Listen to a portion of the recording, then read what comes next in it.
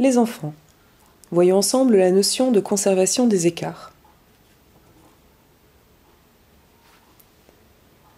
Il faut avoir compris cette notion pour comprendre la technique opératoire de la soustraction que nous verrons par la suite.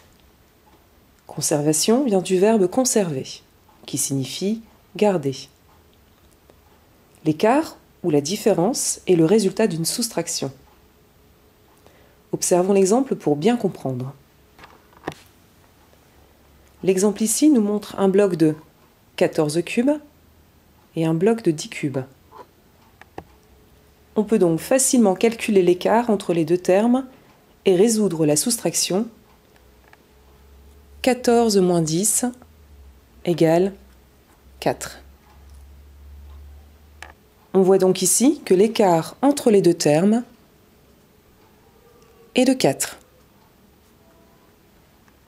Ce qui nous intéresse ici, c'est la conservation des écarts.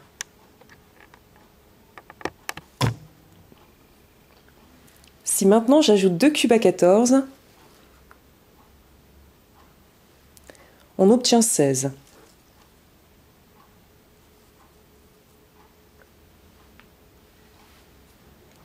On observe ici que l'écart n'est plus le même.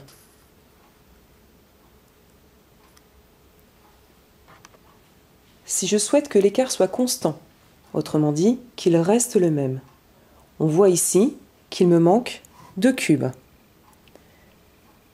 Il me faut donc également rajouter 2 cubes au deuxième terme.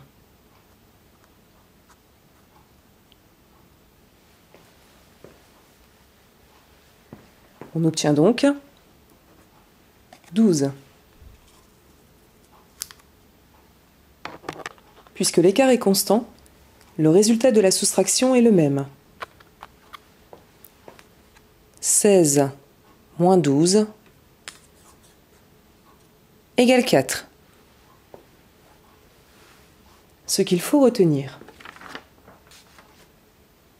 Pour conserver, garder un écart constant entre deux nombres, il faut donc ajouter le même nombre à chaque terme de l'opération.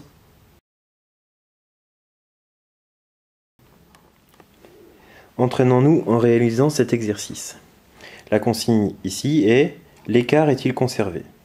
Pour répondre à cette question, observons le premier exemple. Deux soustractions sont proposées, 20 moins 17 et 18 moins 14. Pour conserver l'écart entre deux nombres, il faut ajouter le même nombre à chaque terme de l'opération. Regardons ici.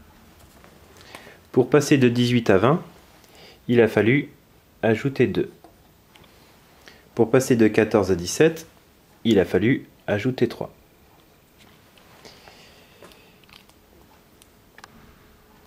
Rappelez-vous que pour conserver l'écart entre deux nombres, il faut ajouter le même nombre à chaque terme de l'opération.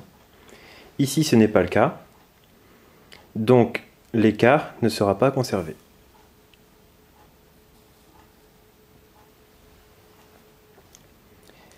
À vous de jouer maintenant en répondant à la question « L'écart est-il conservé ?» avec les 3 exemples suivants.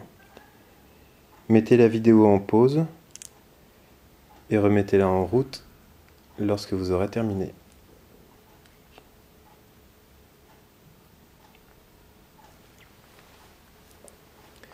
Vérifions ensemble. Pour passer de 28 à 32, il a fallu ajouter 4. Pour passer de 21 à 25, il a fallu également ajouter 4. L'écart ici a donc été conservé. Vous avez bon si vous avez dit oui. Pour passer de 41 à 51 ici, il a fallu ajouter 10. Pour passer de 35 à 45, il a fallu ajouter 10 également. L'écart a-t-il été conservé? Vous avez bon si vous avez répondu oui. Pour passer de 69 à 77, il a fallu ajouter 8. Pour passer de 61 à 68, il a fallu ajouter 7. L'écart n'a pas été conservé, car ici, on n'a pas ajouté le même nombre à chaque terme de l'opération. Vous avez bon si vous avez répondu non. Exercice suivant. Trouve le terme manquant pour conserver l'écart. Regardons ensemble le premier exemple. Pour conserver le même écart qu'entre 22 et 19, quel nombre va-t-il falloir retrancher ou retirer à 20? Si j'ai ajouté 2 pour passer de 20 à 22, il me faut donc faire la même chose de l'autre côté et donc ajouter 2 pour passer de 17 à 19.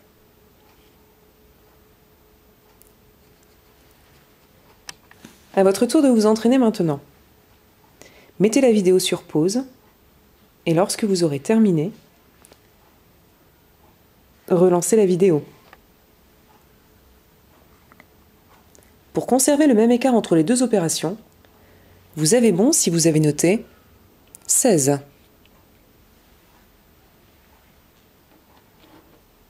Exemple suivant.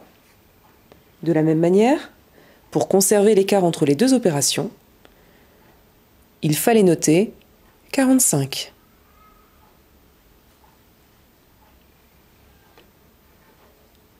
Enfin, sur le dernier exemple, pour conserver l'écart entre les deux opérations, vous avez bon si vous avez noté 141. Ce qu'il nous faut retenir aujourd'hui,